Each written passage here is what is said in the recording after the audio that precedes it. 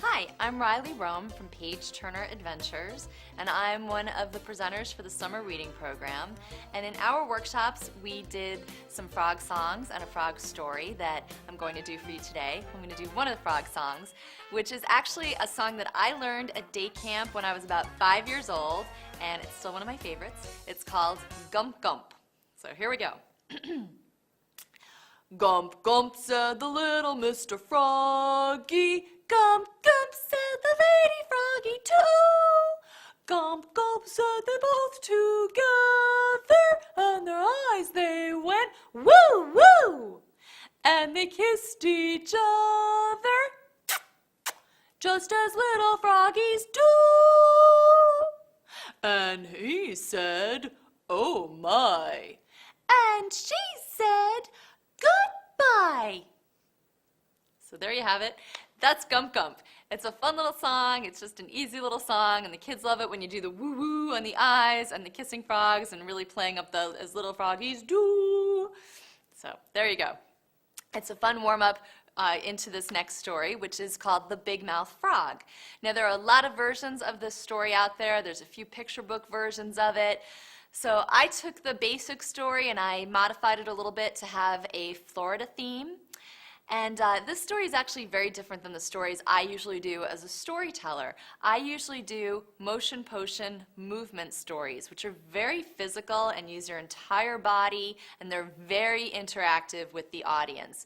Now, this one can also have audience participation, but as you can see, I'm sitting down, and really it all relies on your face and your voice, and when you do the Big Mouth Frog, really opening your mouth wide and playing it up. So here we go, the Big Mouth Frog. Once upon a time in a Florida swamp, there lived a very little frog with a very big mouth. Now, this little frog was very nosy and always getting into everybody else's business. One day, the Big Mouth Frog decided that he wanted to know what everybody in the swamp ate for breakfast. So he hopped over to a deer that was grazing by the side of the swamp. A boing, boing, boing, boing, boing. And the Big Mouth Frog said, "Hi, who are you? What do you eat for breakfast?" The deer blinked her eyes and said, "I am a white-tailed deer. I eat leaves for breakfast. Who are you?" And the Big Mouth Frog said, "I'm the Big Mouth Frog. I eat flies for breakfast." Zzz.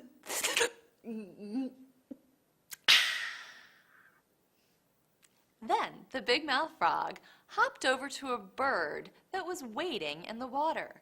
A boing, boing, boing, boing, boing. And the Big Mouth Frog said, "Hi, who are you? What do you eat for breakfast?" The bird looked down its long beak at the frog and said, "I am an endangered wood stork.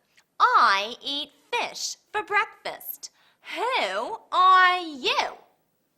And the Big Mouth Frog said, "I'm the Big Mouth Frog. I eat flies for breakfast."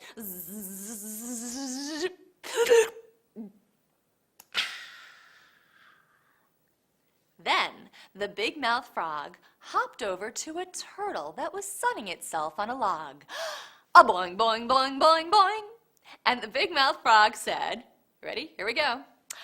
"Hi, who are you? What do you eat for breakfast?"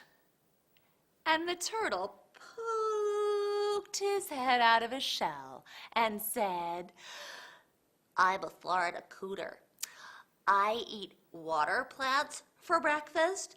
Who are you?" And the Big Mouth Frog said, "I'm a Big Mouth Frog. I eat flies for breakfast."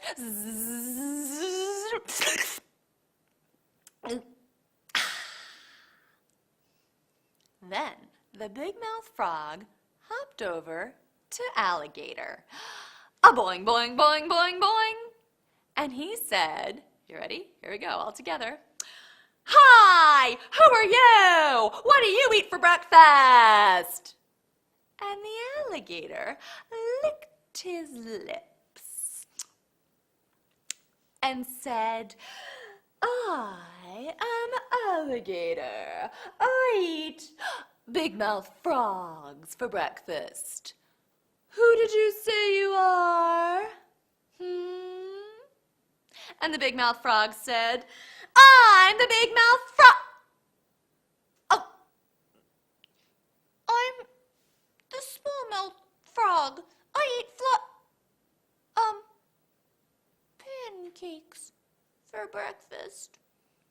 Boing, boing, boing, boing, boing. And he hopped away, all the way back to his lily pad, where he stayed and never opened his big mouth again. Zzz. And that's the end. So after you do your frog song and frog story, you might want to do a frog craft. So I have a very simple, fun little frog craft. We're going to do an origami frog out of an index card. And this is nice because you don't need to buy special origami paper. So we're going to take the index card, and the first thing you're going to do is just fold down this corner and make a crease, and then unfold it and do the same thing to the other side. Fold it, make a crease, unfold it. So now you have an X. You're going to turn the paper around and fold it so it's the opposite way, and you're going to fold it right where the X crosses. And again, just make a crease. So by doing that, it makes this fold in very easily like that, and you make a little triangle on top.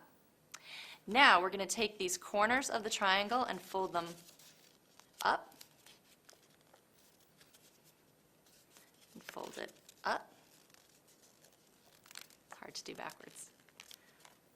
So it looks kind of like that.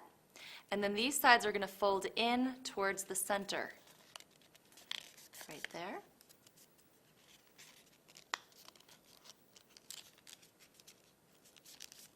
Like that. So it looks something like that. Now, I'm going to turn the frog over, and I'm going to take the bottom part and fold it up to where the points of that little diamond shape on top were. So it looks like that. Then I'm going to take this part and fold this, just this bottom part, in half so it meets back down at the bottom.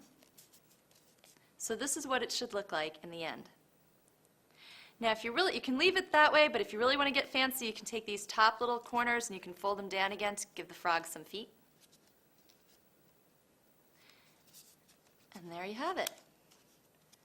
That is our little jumping frog. And actually, if you tap on the back here, if you did it right, they'll jump.